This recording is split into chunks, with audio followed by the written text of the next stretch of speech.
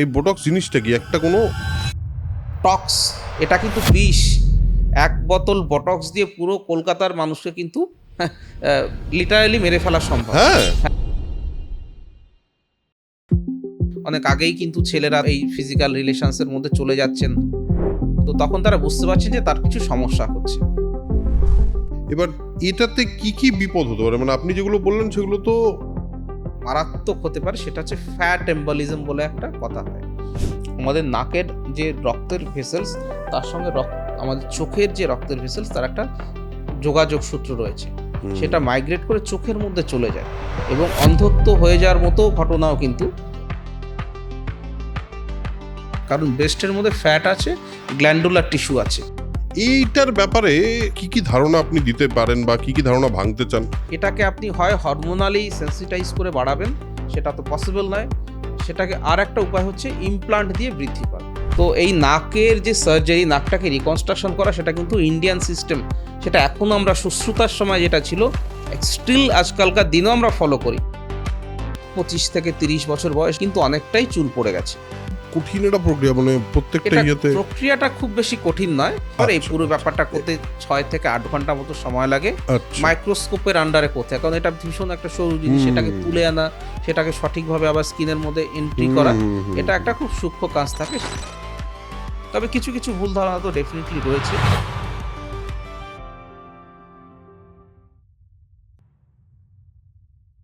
Hello and welcome to soul connection podcast. আমি অরুণাভ খাসনবিশ, আপনাদের host for the podcast. অনেকেই আমাকে বলেন আপনার সঙ্গে দেখা করতে চাই, অনেকেই আমাকে বলেন যে আপনার সঙ্গে একদিন কথা বলতে চাই। তো এই রকম এনকোয়ারি আমি প্রচুর পাই ডিএমসে এবং আমার কমেন্টসেও থাকে।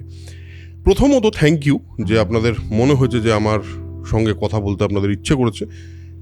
যদি আমার তিমির বিশ্বাস এবং গৌরব তবাদার এই তিনজনের সাথে একটা দুরন্ত সময় কাটাতে চান, তাহলে 15, 16, 17 আমরা যাচ্ছি নর্থ বেঙ্গলে লোলেগাঁওয়ের ঠিক পাশে একটা অত্যন্ত সুন্দর নদীর ধার এবং পাহাড়ের মাঝখানের একটা জায়গাটা কোথায় সেটা খুব শিগগিরই রিভিল করবো, আমরা এখনো করছি না। যদি আপনাদের মনে হয় যে এই সময়টা আমরা একসাথে কাটাতে পারি, তাহলে অবশ্যই নিচে একটা ডেসক্রিপশনে লিঙ্ক দেওয়া আছে, সেই লিঙ্কে গিয়ে ক্লিক করুন। ক্লিক করে নিজের ইন্টারেস্টটা দেখান এবং তারপর একটা নাম্বার আছে সেখানে ফোন করে কথা বলে নিন। দেখা হচ্ছে। আজকে আমাদের গেস্ট কে সেটা আপনারা দেখেছেন, কিন্তু পয়েন্ট হলো যে এই ধরনের গেস্ট যখন আসে আমার এখানে, যে যাদের থেকে আমরা নতুন নতুন ইনফরমেশান জানতে পারবো, নতুন নতুন দিক সম্পর্কে আইডিয়া পাবো, তাদের ক্ষেত্রে সবচেয়ে বেশি চিন্তা আমার থাকে যে তারা নিজেদের এক্সপার্ট ফিল্ডে কতটা বুঝিয়ে কতটা গুছিয়ে সেটা বলতে পারেন। কারণ যতবার সেটা হয়েছে ততবার আমাদের এখানে প্রচুর মানুষ আমাদের বিভিন্ন অন্যান্য বিষয়ের যে পডকাস্ট সেগুলো দেখেছেন, মানে সেলিব্রিটি পডকাস্ট ছাড়াও। আজকে ডক্টর বাইনের সঙ্গে কথা বলে কিন্তু আমি পার্সোনালি খুবই স্যাটিসফাইড হচ্ছি, কারণ আমার মনে হচ্ছে আমি অনেক কিছু জানতে পারলাম এবং তিনি যেভাবে গুছিয়ে বুঝিয়ে ধীরে ধীরে করে প্রত্যেকটা ডিটেলে গিয়ে বুঝিয়েছেন, সেটা আমার মনে হয় একটা দারুণ এক্সপিরিয়েন্স হলো আমার সঙ্গে। সো আজকে জানতে পারবেন অনেক কিছু। So don't miss the episode, sit back, relax and enjoy the episode.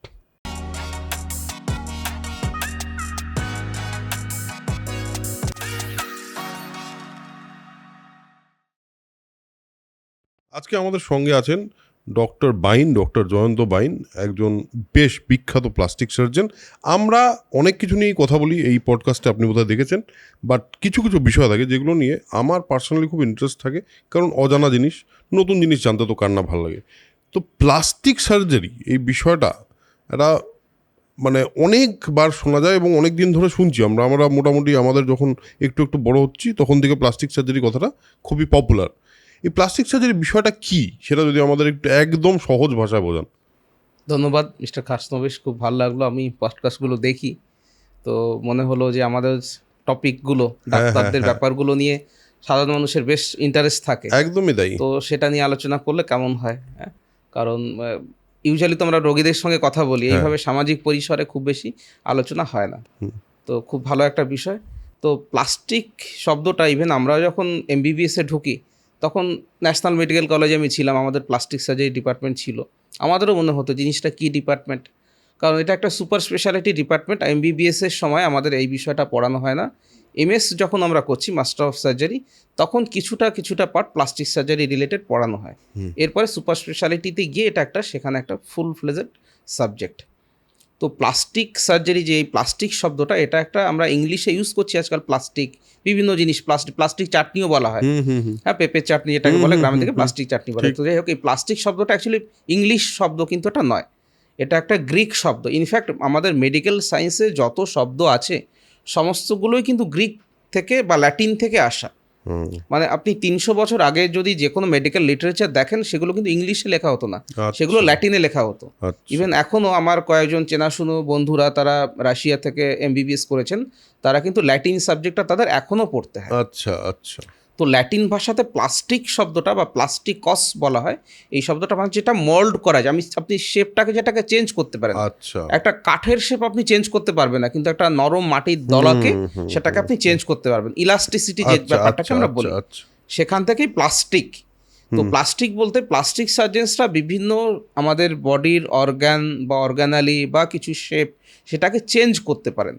বা ধরুন একটা রঙের শেপ ছিল, এক ধরনের শেপ ছিল, সেটাকে আমরা নতুন একটা শেপে নিয়ে আসতে পারি। খুব কমন একটা উদাহরণ হচ্ছে আজকাল আমাদের দেশে গুটখা খাওয়ার কারণে মুখে খুব ওরাল ক্যান্সার হয়।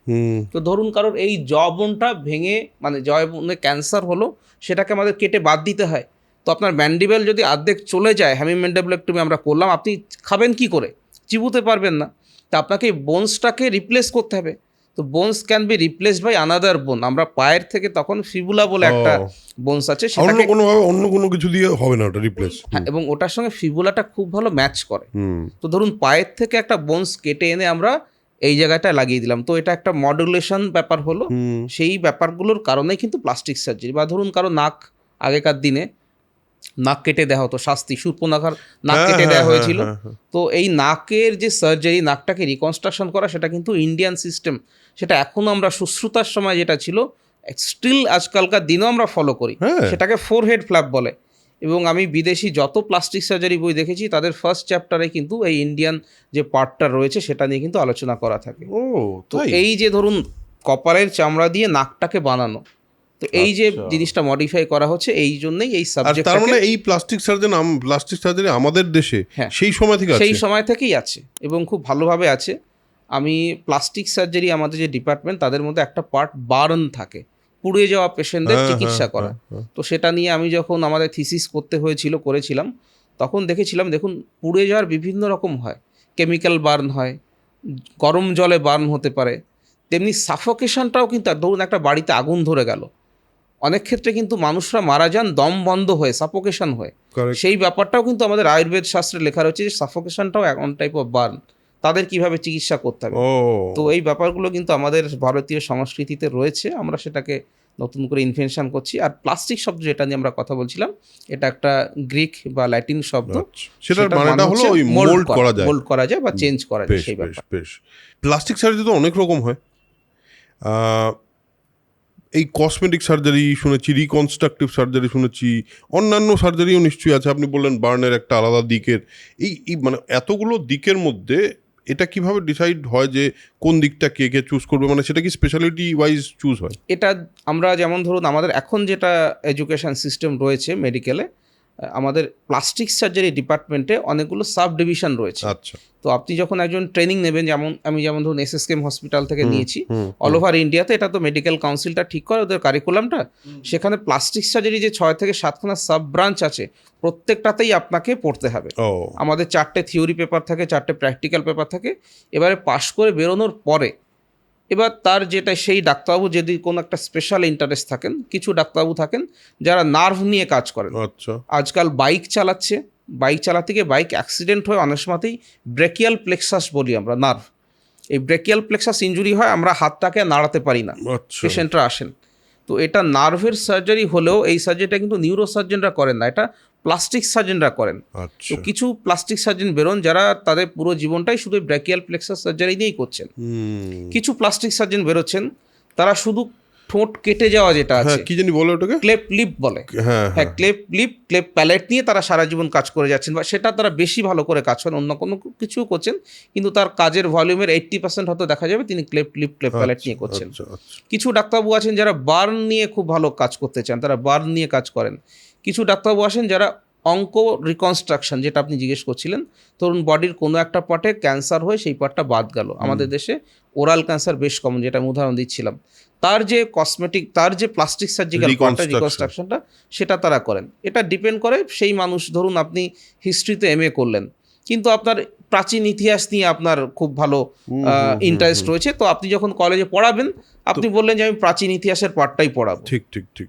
এবং একটা কথা বলতে কি, এখন এটা এত ভাস্ট হয়ে গেছে, যে কোনো সাবজেক্ট, সেটা প্লাস্টিক সার্জারি বলুন, অর্থোপেডিকই বলুন, মেডিসিনই বলুন, বা গাইনোকোলজি বলুন, তো আপনাকে একটা নির্দিষ্ট পার্ট নিয়ে যদি কাজ করেন, অনেক বেশি মন দিয়ে, অনেক বেশি মানে ইন্টারেস্ট নিয়ে, অনেক বেশি গভীরতা নিয়ে কাজ করা যায়। বেশ, আপনার কি মনে হয় প্লাস্টিক সার্জারির বিষয়ে মানুষজন যথেষ্ট অ্যাওয়্যার? বেশ অ্যাওয়ারনেস কিন্তু বাড়ছে। সত্যি কথা বলতে কি, আমরা যখন SSK হসপিটালে এলাম, আমাদের জাস্ট 2টো ব্যাচ আগে মাত্র 2জন, পুরো ওয়েস্ট বেঙ্গলে 2জন প্লাস্টিক সার্জন বেরোতেন, সেখান থেকে 8 জন, এখন প্রায় 20 জন মতো সিট বেড়েছে। কারণ কি হচ্ছে, আমাদের মানুষের ইনজুরি প্যাটার্ন চেঞ্জ হচ্ছে। আগে এত বাইক ছিল না, বাইক হচ্ছে এখন, হ্যাঁ অ্যাক্সিডেন্ট হচ্ছে। 2 নম্বর হচ্ছে ক্যান্সারের প্রবণতা অনেক বেড়ে যাচ্ছে। ক্যান্সার ডাক্তারবাবুরা ধরুন পেটে কিছু একটা ব্যাপার হলো, তারা কেটে বাদ দিচ্ছেন, রিকনস্ট্রাকশনসটা প্লাস্টিক সার্জনসরা করছেন। তো বা কসমেটিকে যে ব্যাপারটা, আগে মানুষ এত বেশি সৌন্দর্য সচেতন ছিলেন না, এখন অনেক বেশি সৌন্দর্য সচেতন হচ্ছে, সেই জন্য অ্যাওয়ারনেসটা কিন্তু বাড়ছে।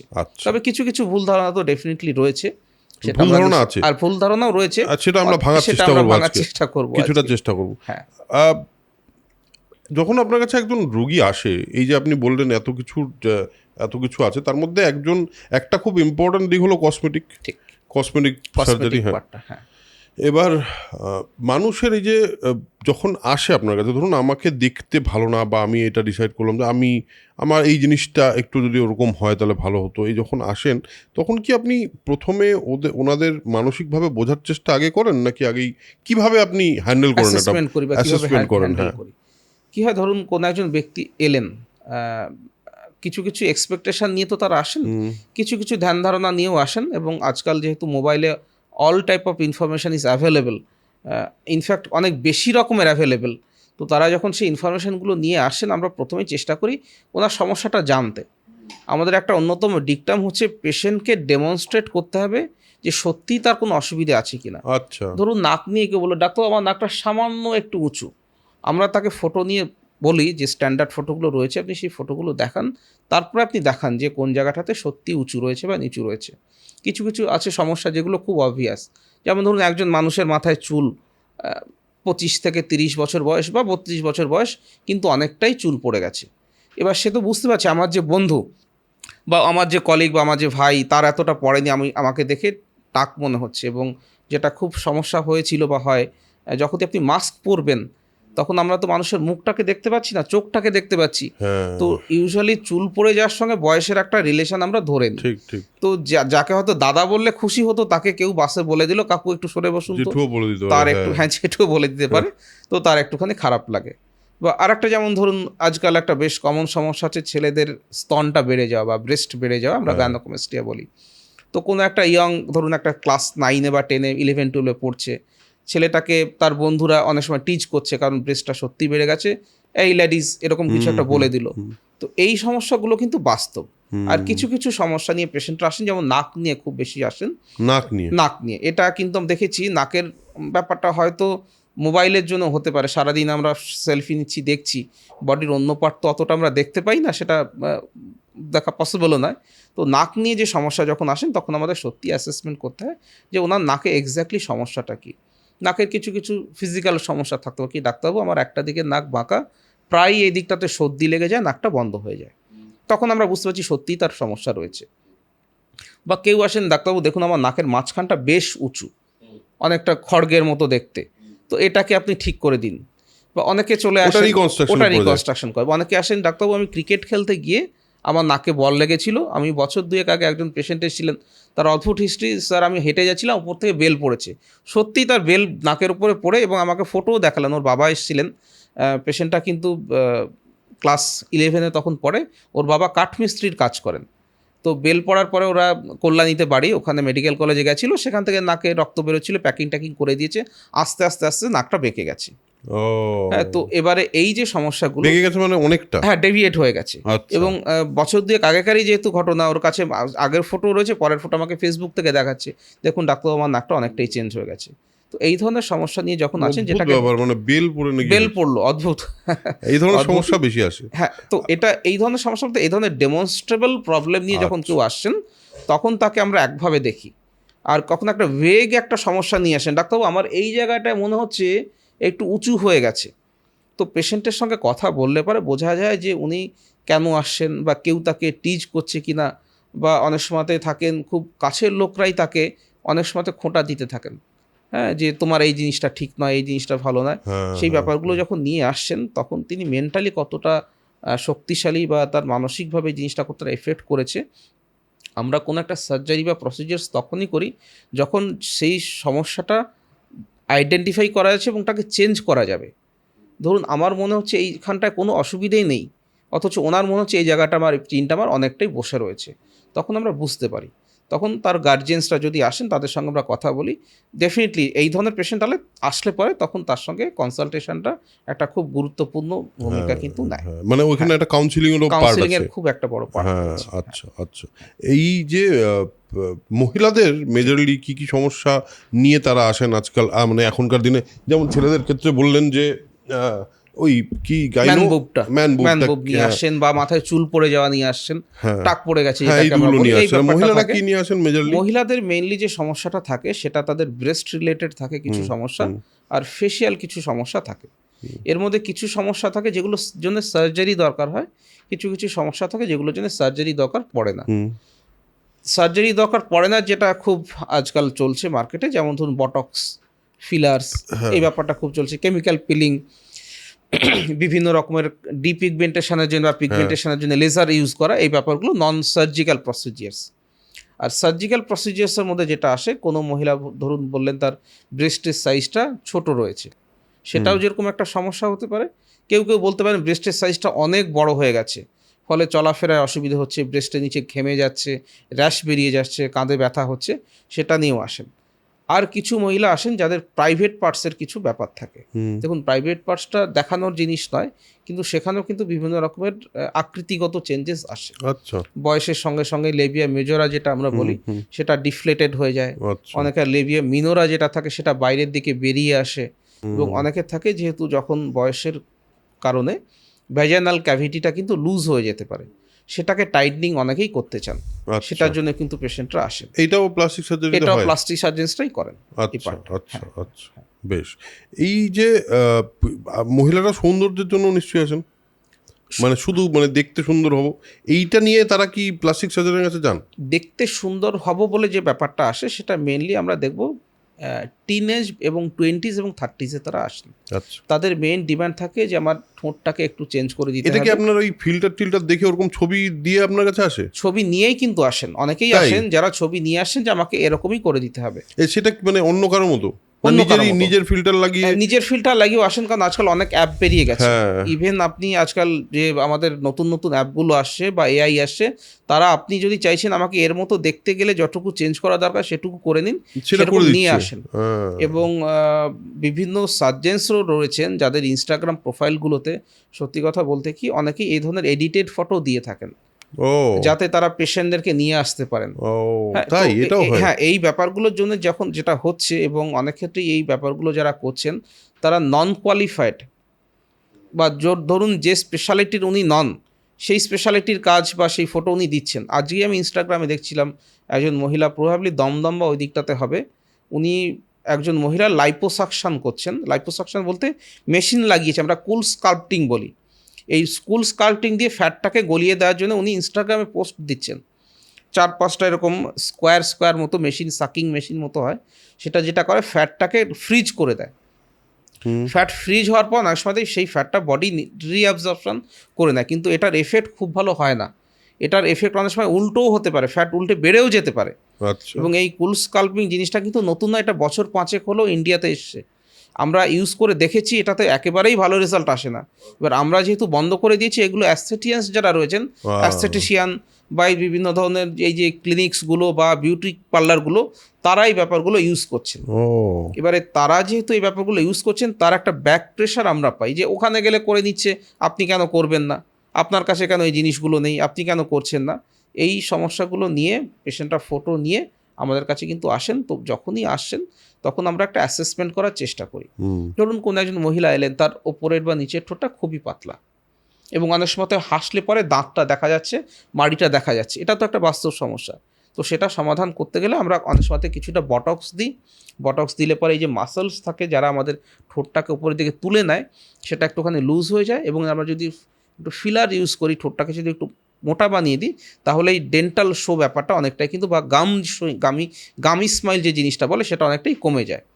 আচ্ছা। তো প্রথমেই দেখতে হয় বা আমরা অ্যাসেসমেন্ট করি, যেটা পেশেন্ট আসছেন তার কী সমস্যা রয়েছে, সেই সমস্যাটা কতটা বাস্তব, কতটা চেঞ্জ করা পসিবল, সেই ব্যাপারগুলো নিয়ে আমাদেরকে কাজ করতে হয়। আচ্ছা, আর একটা জিনিস বলুন, সেটা হলো এই যে বোটক্স আর ফিলার, হ্যাঁ।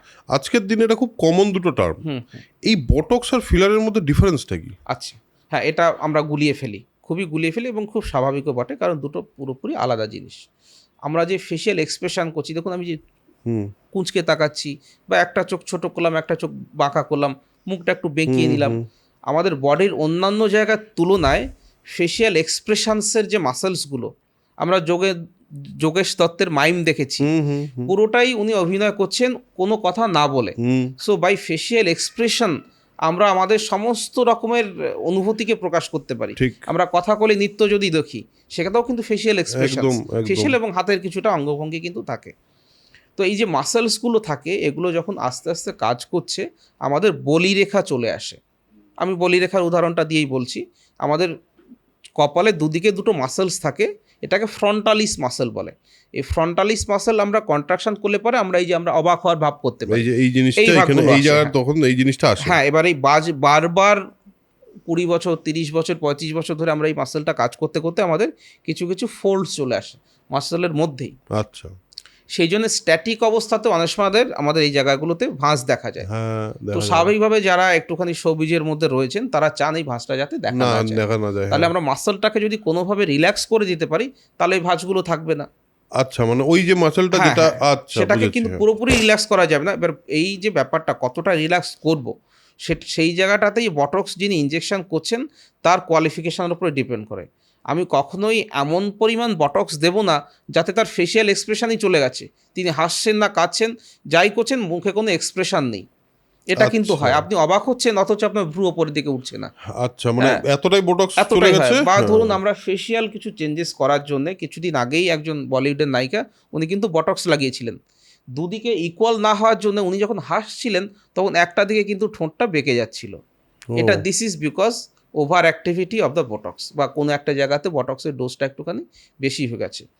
তাহলে বটক্সের খুব রিস্কি ব্যাপার, এটা রিস্কি ব্যাপার। তবে ব্যাপার হচ্ছে বটক্সের এফেক্টটা কিন্তু 8 থেকে 12 মাস মতো ম্যাক্সিমাম থাকে। তার বেশি আপনাকে আবারও নিতে হবে। এবং দেখা গেছে এটা হলো এই বটক্স জিনিসটা কি একটা কোনো, এটা একটা টক্সিন। আচ্ছা, টক্স, এটা কিন্তু বিষ। এক বোতল বটক্স দিয়ে পুরো কলকাতার মানুষকে কিন্তু লিটারালি মেরে ফেলা সম্ভব। হ্যাঁ, এবং আপনি বটক্সের ভায়াল যদি দেখবেন কিচ্ছু নেই তার মধ্যে। ওটাতে আমরা ডাইলিউশন করি, তার জন্য আলাদা ফ্লুইড থাকে, সেটা দিয়ে আমরা দেখবেন ধনুষ্টঙ্কার হয় না ক্লস্ট্রিডিয়াম থেকে, ক্লস্ট্রিডিয়াম টিটেনি, আগেকার দিনে খুব টিটেনাসের ইনজেকশন দেওয়া হতো। তো এই টিটেনি গ্রুপের ব্যাকটেরিয়া, বেশ কয়েকটা ব্যাকটেরিয়া আছে, আমরা যে পটি করি তার মধ্যে বেশ কিছু এই টিটেনাই গ্রুপের ব্যাকটেরিয়া থাকে। মানে কি, ধরুন পাখি, হাঁসও একটা পাখি, উটও একটা পাখি, মুরগিও একটা পাখি, কাঁকও একটা পাখি।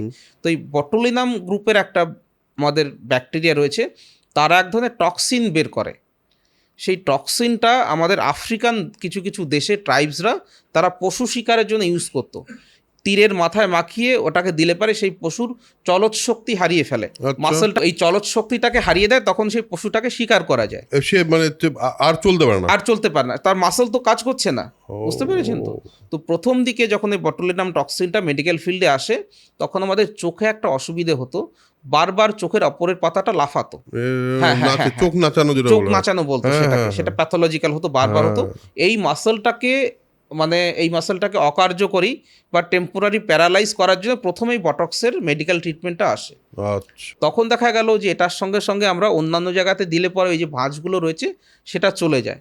তো ইউজের সঙ্গে সঙ্গে তার ইউজের এফেক্টিভিটি যেমন অনেক রকমের বেড়ে যায়, তেমনি বটক্সটাকে এখন অল ওভার ফেসে বিভিন্ন মাসলসের ওভার অ্যাক্টিভিটিকে কমানোর জন্য ইউজ করা হয়। ওকে বাবা, এটা ইন্টারেস্টিং ব্যাপার। তো বটক্সটা একটা খুব বিপজ্জনক ওষুধ বলতে এটা হচ্ছে মাসলকে অবশ করে দেয় 6 থেকে 8 মাসের জন্য। আচ্ছা, এইটা হচ্ছে তারপর আবার নিতে হবে বটক্স। আবার আপনাকে আবার যখন ওই এফেক্টটা চলে যাবে তখন আপনাকে আবারও বটক্স নিতে হবে। বেশ। আর ফিলার হচ্ছে অন্য একটা জিনিস। ফিলারের ব্যাপারটা একটু খুব ইন্টারেস্টিং। ফিলার হচ্ছে হাইলোরোনোলিক অ্যাসিড। এটা কি হয়, আমাদের দেখবেন তুলো রয়েছে, তুলো জল অ্যাবজর্ব করতে পারে। ঠিক। তাহলে আপনি 1 কেজি তুলো নিয়ে নিলেন, তাতে দেখবেন 3 কেজি জল অ্যাবজর্ব করে নিচ্ছে। তোমাদের বডির যে এই যে মোশনসগুলো হচ্ছে, হাড়কে তো আমরা নাড়াতে পারি না, টিস্যুকে বা স্কিনকে নাড়াতে পারি, তো সেখানে নিশ্চয়ই আলাদা কোনো জিনিস রয়েছে, সেটাই এইচে নর্মালি আমাদের বডিতে থাকে। সে জল অ্যাবজর্ব করে রাখে, ফলে কোনো একটা টিস্যুতে যত এইচে বেশি থাকবে সে তত বেশি লিকুইড থাকে। আমাদের পায়ে যে সাইনোভিয়াল ফ্লুইড, সেখানেও প্রচুর পরিমাণ এইচে থাকে। হাইলোরোনোলিক অ্যাসিড, এটার নাম, অ্যাসিড বলে খারাপ ভাববেন না। হ্যাঁ, তো এবারে কি হচ্ছে, আমরা যখন কোনো একটা মানুষের এই যে জায়গাটায় ধরুন ডিপ্রেশন হয়ে গেছে বা চোখের নিচে গর্ত হয়ে গেছে, তাহলে সেই জায়গাটায় আপনি কি করে ঠিক দাগ হয়ে যায়, নেসোলেবিয়াল ফোল্ড বলি আমরা, বা এই জায়গাটা ধরুন ডিপ্রেশন হয়ে গেছে, চক্ষু কোটরের মধ্যে ঢুকে গেছে, তাহলে তাকে আমরা ফিলিং করতে হবে। তাহলে ওই জায়গাটাকে তুলে দিলে পরে ঠিক হয়ে যাবেন আপনি। বা ঠোঁটটা ধরুন খুব পাতলা, আপনি একটু মোটা করতে চাইছেন, তো এইচে আমরা কোথা থেকে পাবো? আপনার এইচে তো আমি আমার বডিতে লাগাতে পারছি না। তো তখন দেখা গেল যে মোরগের মাথায় দেখবেন লাল ঝুঁটি থাকে, তার মধ্যে কিন্তু খুব ভালো অ্যামাউন্টের এই এইচে পাওয়া যায়। তো প্রথম দিকে যখন এইচেগুলো, এই ফিলারগুলো তৈরি হলো, তখন এই মুরগির মাথার মোরগের যে আপনার লাল অংশ ঝুঁটিটা, সেটার থেকে মানে কেমিস্টরা ডেফিনেটলি তারা ওই এইচেটাকে আলাদা করে বের করতেন। যেমন বটক্সের ব্যাপারে একটু বলে দিই, বটুলিনাম টক্সিন প্রথম দিকে ব্যাকটেরিয়ার থেকে বের করা হতো। ব্যাকটেরিয়াটাকে আপনি কালচার করবেন, সেখান থেকে টক্সিনটাকে পাবেন। এখন ওই যে ব্যাকটেরিয়ার জিনটাকে আমরা আলাদা করতে পেরেছি, সেই জিনটাকে রেকম্বিনেন্ট ডিএনএ টেকনোলজি বলে, সেটা দিয়ে এত পরিমাণ জিনিসটা কিন্তু এখন তৈরি করা যায়। তেমনি এইচে যে রয়েছে হাইলোরোনিক অ্যাসিড, সেটাকেও এখন কিন্তু বায়োলজিক্যালি বিভিন্নভাবে রেকম্বিনেন্ট ডিএনএ টেকনোলজি দিয়ে এখন আর মোরগের মাথার ওটা ইউজ করা হয় না, কারণ ওটা তো প্রোটিন। আপনার প্রোটিন আমার বডিতে গেলে একটা রিয়াকশান করবে, প্রথম দিকে রিয়াকশানগুলো অনেক বেশি হতো। এখন যেহেতু আমরা স্পেসিফিক জিন থেকে শুধু এইচএটাকেই তৈরি করতে পারছি, সেটা অনেক পিউরিফাইড ফর্মে আসে। এবং যত ভালো কোম্পানি না মানুষ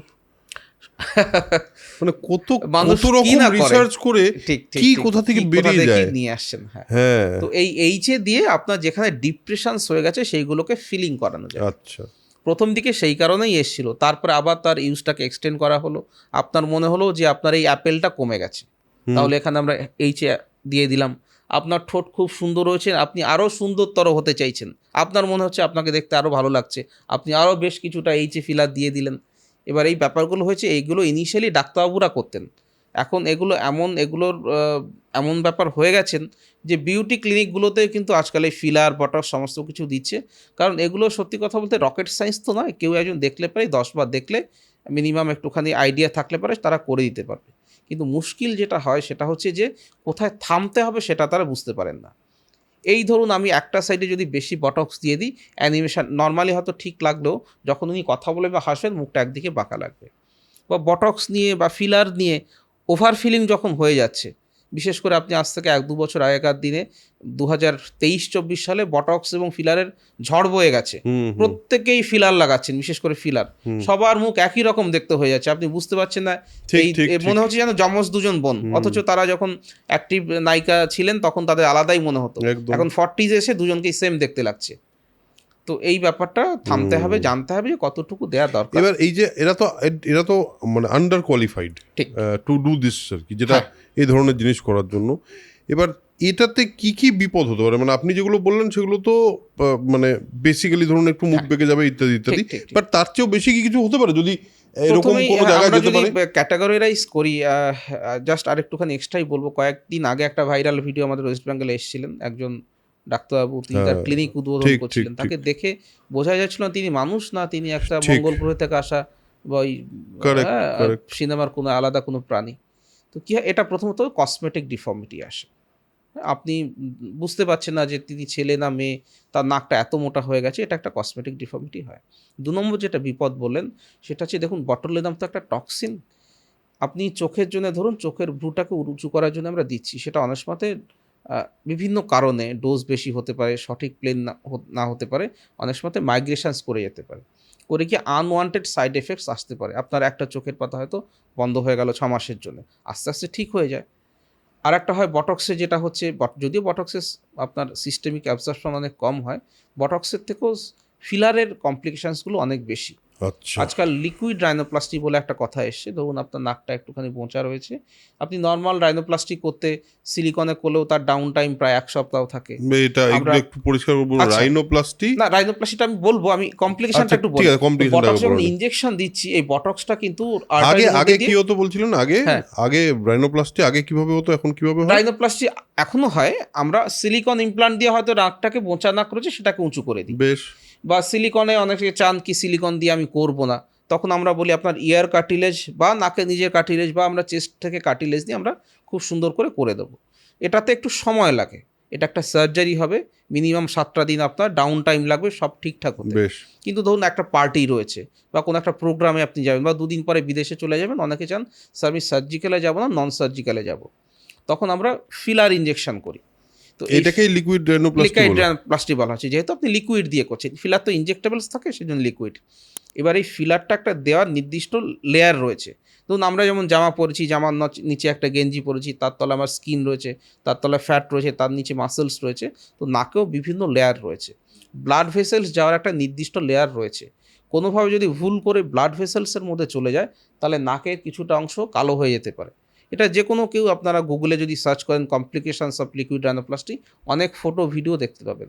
ইভেন এরকম রিপোর্টেরও রয়েছে যে নাকে ফিলার ইনজেকশন করার ফলে আমাদের নাকের যে রক্তের ভেসেলস, তার সঙ্গে আমাদের চোখের যে রক্তের ভেসেলস, তার একটা যোগাযোগ সূত্র রয়েছে, সেটা মাইগ্রেট করে চোখের মধ্যে চলে যায় এবং অন্ধত্ব হয়ে যাওয়ার মতো ঘটনাও কিন্তু, বাহ! মানে মারাত্মক রকমের কমপ্লিকেশনস কিন্তু রিপোর্টেড রয়েছে।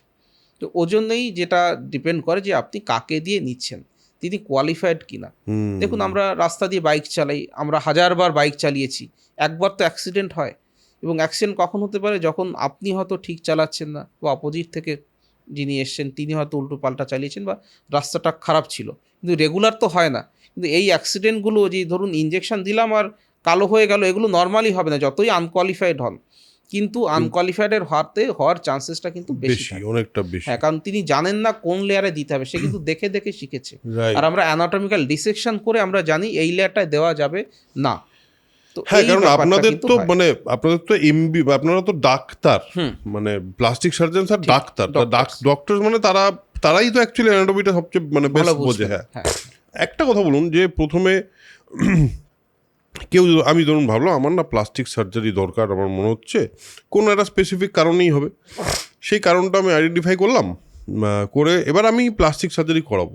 এবার how will I find a plastic surgeon? আমি কি করে ডিসাইড করব যে কোন প্লাস্টিক সার্জনের কাছে আমাকে যাওয়া উচিত? দ্বিতীয় কথা, আমি কি কি দেখবো? দুটো ব্যাপার রয়েছে আজকাল। যেটা সুবিধে হয়েছে অসুবিধে হয়েছে, গুগল রয়েছে, আপনি গুগলে সার্চ করতে পারেন। এবারে গুগলের তো নিজস্ব পলিসি রয়েছে, গুগলকে যে বেশি পয়সা দেবে তার নামটা সবার ওপরে ঠিক দেখাবে, ঠিক। যেটা গুগল অ্যাড হিসেবে হ্যাঁ, আপনি বেস্ট হ্যাঁ। Plastic surgeon in Kolkata search করলে পারে সেভাবে আপনি পেয়ে যাবেন। সেটা একটা হলো। এবার আদৌ উনি প্লাস্টিক সার্জন কিনা, কারণ প্লাস্টিক সার্জারি দিয়ে অনেকেই আমরা দেখেছি ইন্ডিয়াতে, আমাদের এখানে তো রুলস রেগুলেশনটা একটু ঢিলেঢালা। অনেকে রয়েছেন অপথ্যালমোলজিস্ট, হি ইজ ক্লেমিং কি উনি একজন প্লাস্টিক সার্জন, একজন আছেন, বাঙালি আছেন, মুম্বাইতে প্র্যাকটিস করেন, তারও অনেক ভিডিও বা অনেক কিছু রয়েছে, কিন্তু তার ডিগ্রি হচ্ছে ডিএনবি অপথ্যালমোলজি। তো সবথেকে বেটার ওয়ে বোঝার উনি সত্যিই প্লাস্টিক সার্জন কিনা, আমাদের প্রত্যেকটা রাজ্যে মেডিকেল কাউন্সিল আছে, যেমন ওয়েস্ট বেঙ্গল মেডিকেল কাউন্সিল, সেখানে গিয়ে আপনি আমার নাম দিয়ে জয়ন্ত বাইন লিখে সার্চ করবেন, আমার প্রত্যেকটা ডিগ্রি সেখানে কিন্তু দেখতে পাবেন। ও তাই? এটা হ্যাঁ, সব জায়গায় আপনি যে সবার কোনো জন্য দেখা যায়? ডাক্তারবাবু, হ্যাঁ, আচ্ছা, প্রত্যেকটা ডাক্তারবাবু ওয়েস্ট বেঙ্গল মেডিকেল কাউন্সিলে যারা প্র্যাকটিস করছেন তাদের প্রত্যেকে ওখানে রেজিস্টার্ড আছেন। আচ্ছা। এটা কি ওয়েবসাইটে গেলেই দেখা যাবে? আপনি ওয়েস্ট বেঙ্গল মেডিকেল কাউন্সিলের ওয়েবসাইটে যাবেন, সেখানে সার্চ ইওর ডক্টর বলে একটা কথা বেশ আসবে। বেশ। হ্যাঁ, এবারে ধরুন আমার টাইটেল বাইন, কেউ BAYN লিখলেন, তাহলে হয়তো পাবেন না। কিন্তু আপনি একটু কম্বিনেশন করলেই পেয়ে যাবেন। শুধু জয়ন্ত দিয়ে খুঁজুন, বা জয়ন্ত দিয়ে হয়তো বুঝেছি, 20 জন বুঝেছি, পাবেন। হ্যাঁ। আপনি কিন্তু এক্স্যাক্টলি আমি কোন বছরে MBBS, কোন বছরে MS, কোন কলেজ থেকে MS করছি, প্রত্যেকটা জিনিস সেখানে লেখা আচ্ছা, আছে। আচ্ছা, আচ্ছা, বাহ! এটা গেল প্লাস্টিক সার্জারি দেখার। এবার আপনি উনি কসমেটিক সার্জারি করেন কিনা সেটা বেসিক্যালি আপনাকে বিভিন্ন সোশ্যাল মিডিয়া, গুগল, সেখানে গিয়ে দেখতে হবে যে উনি কী ধরনের কাজ করেন। কাজ করে। আপনি আমার ওয়েবসাইটে গেলে আমার ব্যাপারে জানতে পারবেন, আমার ইনস্টাগ্রাম পোস্টগুলো দেখলে বুঝতে পারবেন যে উনি এই বিষয়ে কাজ করেন। যেটা প্রথমেই বলছিলাম, একজন ডাক্তারবাবু কিন্তু সমস্ত ধরনের কাজ করেন না, হুম। কিছু স্পেসিফিক কাজ তারা কিন্তু করেন। তো তার পেজগুলোতে বা তার ক্লিনিকের বা তার হসপিটাল যেখানে কাজ করেন সেখানে গেলে পরে এই ইনফরমেশানসগুলো কিন্তু পাওয়া যায়। আর তারপরে হচ্ছে আজকাল ধরুন প্লাস্টিক বা কসমেটিক সার্জারিটা তো ইমার্জেন্সি নয়। এমন নয় আপনি পা ভেঙে গেছে সঙ্গে আপনাকে ঠিক, হসপিটালে ঠিক, ভর্তি হতে হবে। ঠিক। যে কোনো পেশেন্ট আমি জানি আমার কাছে যিনি আসছেন তিনি আরও 2-3 জনকে দেখিয়েই আসবেন। তো তাদেরও একটা আইডিয়া হয়ে যায়, গেলে পরে কথা বললে পরে তারা বুঝতে পারেন যে আমি সঠিক ব্যক্তির কাছে এসছি কি আসিনি। হ্যাঁ। তবে ডেফিনিটলি তারপরেও পেশেন্টদেরকে উচিত তাদের ওয়েস্ট বেঙ্গল মেডিকেল কাউন্সিল বা ওয়েস্ট বেঙ্গল ডেন্টাল কাউন্সিল, সেখানে গিয়ে এক্স্যাক্টলি উনি কোন বিষয়ের ডাক্তার সেই ব্যাপারটা জেনে নেওয়া। সেটা জেনে নেওয়া বোধহয় বেস্ট। সেটা জেনে নেওয়াটা বেস্ট, এবং এটা আমাদের জন্যও ভালো। আমরাও তখন জানবো পেশেন্ট যথেষ্ট পরিমাণ স্টাডি করে এসেছেন। He is also a responsible person. Right, right, কেউ রাইট। আপনাকে কিছু একটা বললো, আপনি অমনি তার কথাতে নাচলেন, সেটা তো ঠিক নয়। হ্যাঁ, এটা কিছু মিথসের কথা বলি। প্লাস্টিক নিয়ে, প্লাস্টিক সার্জারিতে প্লাস্টিক ইউজ হয়। এই কথাটা অনেক সময় ছোটবেলায় তো আমরা তাই ভাবতাম। মজা বলা। পরে গিয়ে হ্যাঁ, মজা করে এইভাবে বলে। এবার প্লাস্টিক তো ব্যবহার হয় না, সেটা বললাম তো আমরা, বটেই। হ্যাঁ, হ্যাঁ। হ্যাঁ, সেটা তো আমরা শুনলামই। সেকেন্ড হলো এই যে সার্জারি হওয়ার পর, যে কোনো রকম সার্জারি হওয়ার পর সেখানে তো একটা কাটা আছে, সেখানে একটা কেটে একটা অন্য জিনিস, একটা বোন ধরুন নতুন করে লাগানো হলো, কিংবা নাকের হলো। আমি অন্যান্য মানে ফেসিয়াল সার্জারি, মানে বোটক্স আর ইয়ের কথা বাদ দিলাম, যদি সার্জারি হয় সেইখানে তো দাগ হওয়ার সম্ভাবনা থাকে। তো এই দাগ হওয়া এবং দাগটা মিলিয়ে যাওয়া, এই প্রসেসটা কিভাবে হয়?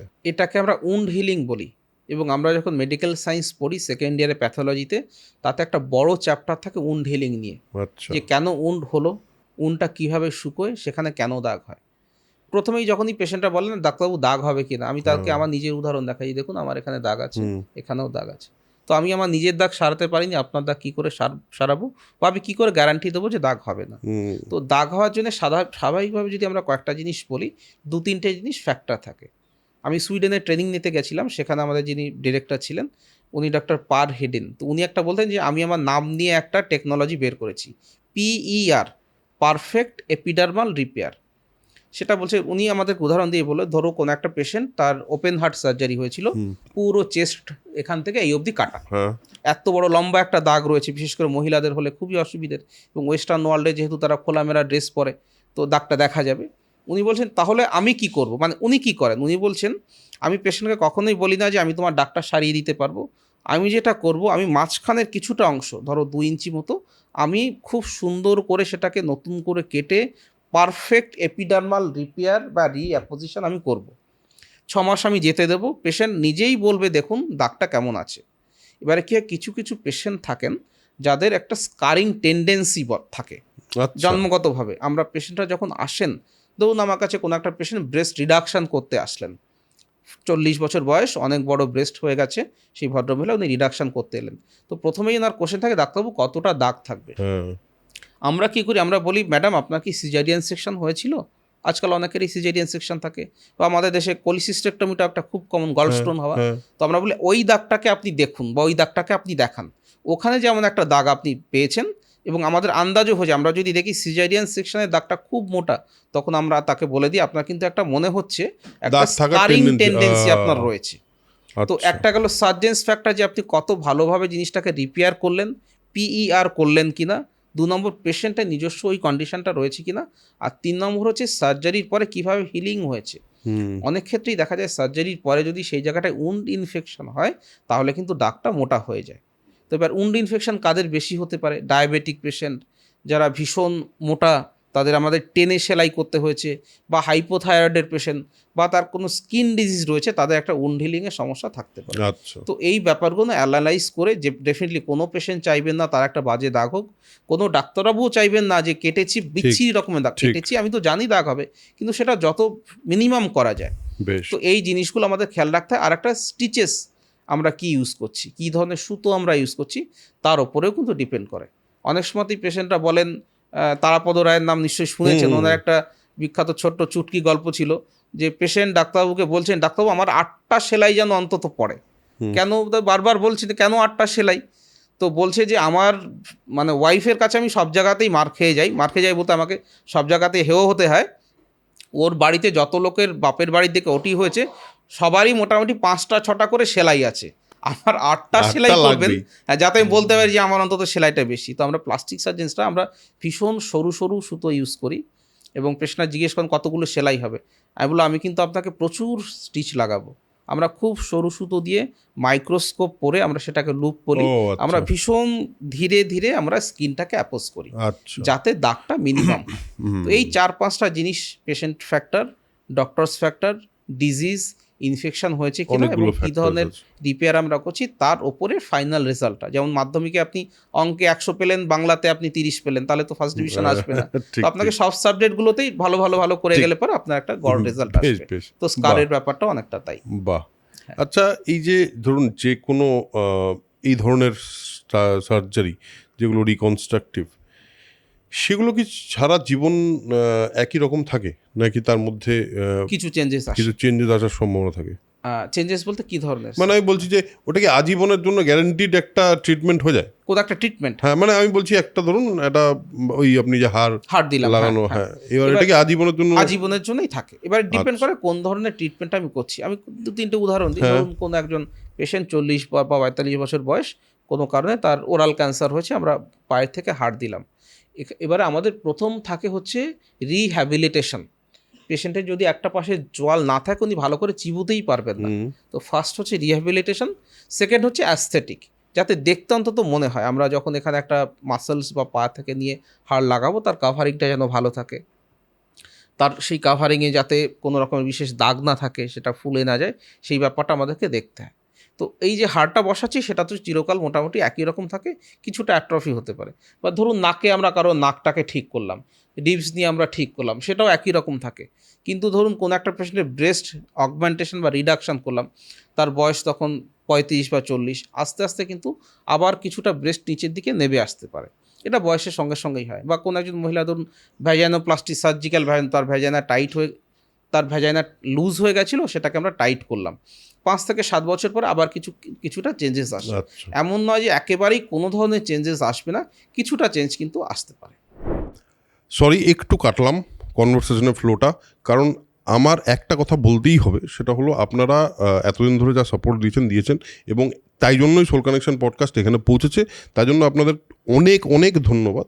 কিন্তু অনেকেই আছেন যারা দেখছেন কিন্তু সাবস্ক্রাইব করছেন না, সেই পার্সেন্টেজটা কিন্তু অনেকটা বেশি, যে স্ক্রিনের এখানে দেখতে পাবেন। সো এতগুলো মানুষ যদি সাবস্ক্রাইব করে ফেলেন, তাহলে আমাদের একটু সুবিধা হয়, আমাদের একটু কাজটা করতে ভালো লাগে। আর যদি আর একটু কিছু মানুষের কাছে ছড়িয়ে দেন, তাহলে এরকম ধরনের কনভারসেশন আমরা আরও বেশি এন্থু নিয়ে আনতে পারি আপনাদের কাছে। So go back to the episode. আমি যা বুঝতে পারছি, যেরকম মানে আমার যেরকম পার্সোনাল ইন্টারেস্ট তৈরি হচ্ছে এই পডকাস্টটা থেকে, আমি যতটা জানতে পারছি নতুন নতুন জিনিস, আমার মনে হয় অডিয়েন্সও তো জানতে পারছেই।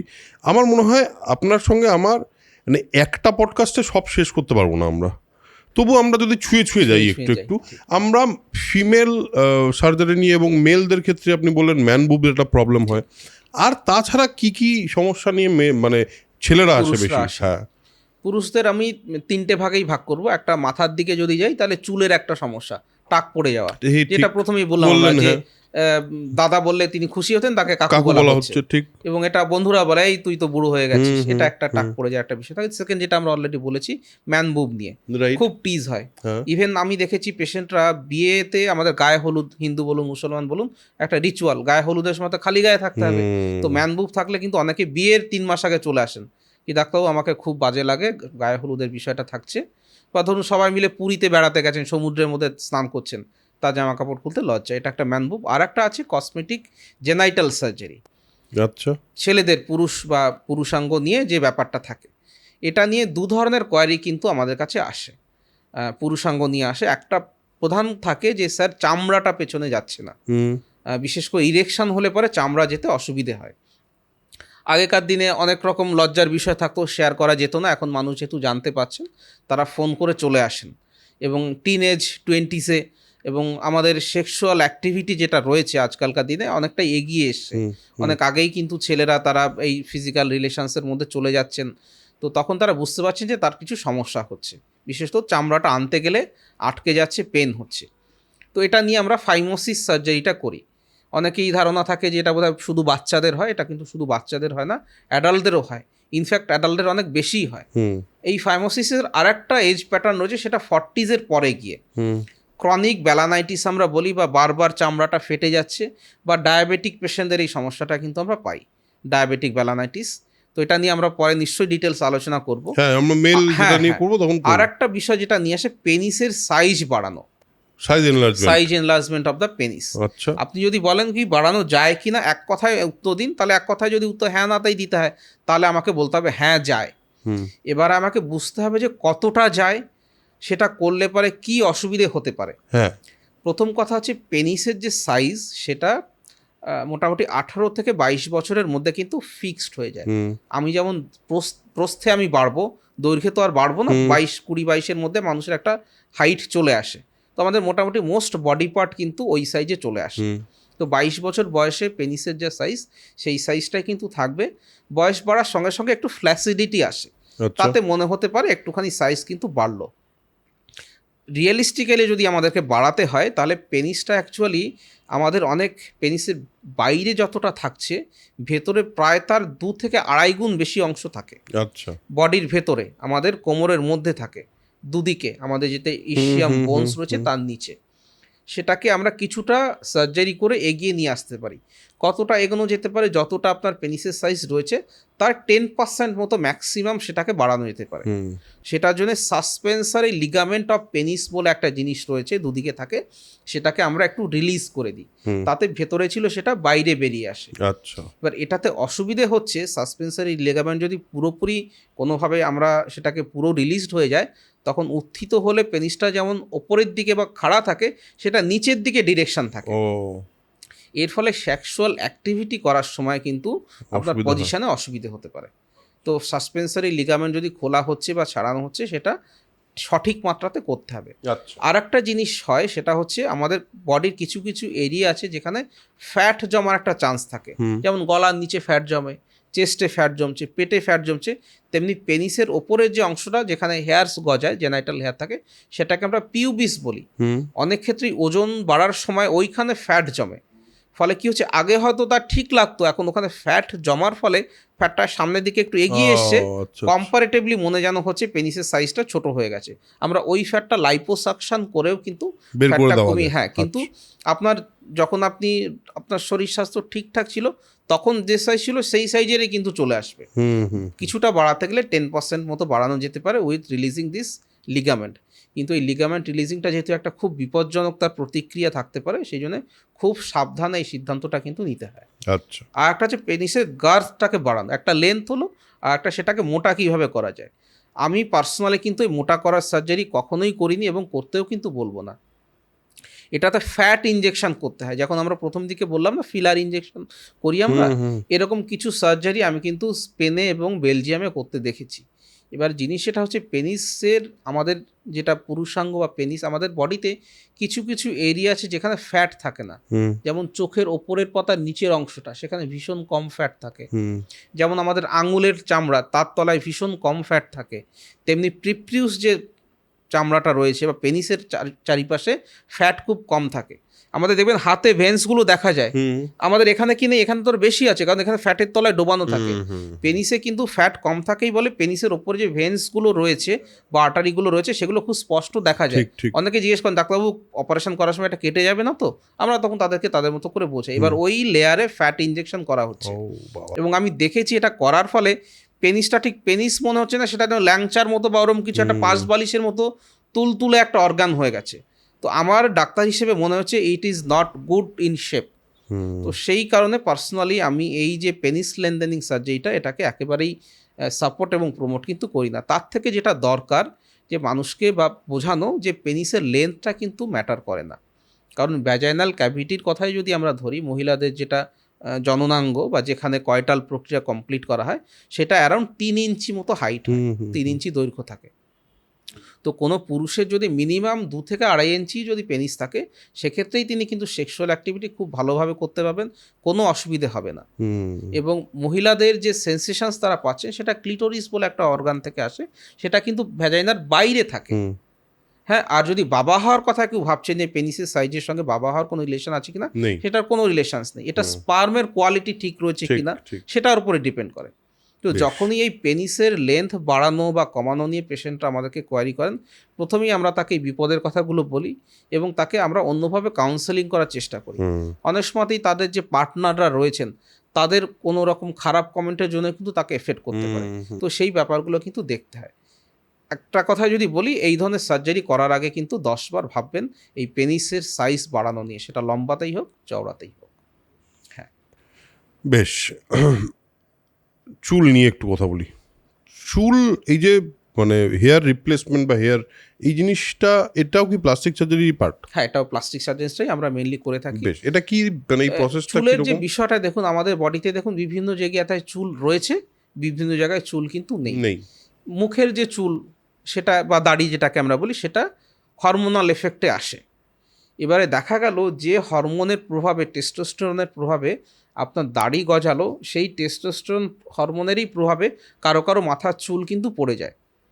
গ্রিক দেশে, হ্যাঁ, যেখানে আলেকজান্ডার এসেছিলেন, সেই দেশের লোকেরা মনে করতেন সেই সময় যার মাথায় টাক পড়ে গেছে হি ইজ মোর ম্যানলি। হ্যাঁ, তারা সেইভাবে জিনিসটা কিন্তু রিলেট করতেন। আচ্ছা, যেহেতু টেস্টোস্টেরন হরমোনের লেভেলটা বেশি বা তারা বেশি পুরুষালী। হয়তো ততটা সায়েন্টিফিক এভিডেন্স এটার সঙ্গে নেই, কিন্তু ডেফিনেটলি টেস্টোস্টেরন হরমোন এবং চুল পড়ে যাওয়ার একটা পজিটিভ রিলেশনস রয়েছে। কারণ আমরা দেখেছি এই টেস্টোস্টেরন হরমোনের প্রভাবেই কিন্তু প্রস্টেট ক্যান্সার হয়। হ্যাঁ, তো প্রস্টেট ক্যান্সার পেশেন্টদের আমরা অ্যান্টি টেস্টোস্টেরন একটা ওষুধ দিই, এখনও সেটা দেওয়া হয়, সেটাকে ফিনেস্ট্রাইড বলে। এই ফিনেস্ট্রাইড দেওয়ার ফলে দেখা গেল, এটা যখন ফিনেস্ট্রাইড ওষুধটা এলো তাদের মাথায় চুল গজাচ্ছে। তো ফিনেস্ট্রাইড ওষুধের কারণে মাথায় চুল গজানোটাকে আমরা পজিটিভলি ইউজ করলাম। আমরাও যখন কখনো একটা পুরুষ প্রথমেই আসেন, তার চুল পড়ে যাওয়ার সমস্যা নিয়ে আসে, তখন তাকে আমরা প্রথমে ফিনেস্ট্রাইড দিই। এটা একটা ট্রিটমেন্ট। এবার ধরুন চুল পড়তে পড়তে আমাদের একেবারেই ধরুন টাক হয়ে গেল অ্যাট দ্য এজ অফ 35 বা 40, কারো কারো একটু আগে আসতে পারে, কারো কারো একটু পরে আসতে পারে। অনেকের দেখা যায় ফ্যামিলি একটা টেন্ডেন্সি থাকে, বাবা কাকা বা মামা বাড়ির দিকে সবার যে থাকতে হবে সেটা ওরকম কিছু নয়, তাদের একটা ফ্যামিলিয়াল টেন্ডেন্সিও কিন্তু থাকে। যেমন আমি কতটা হাইট হয়েছি সেটা আমার ফ্যামিলি তো মোটামুটি একটা অ্যাভারেজ হাইটের মতো, তো এরকম একটা বিষয় কিন্তু থাকে।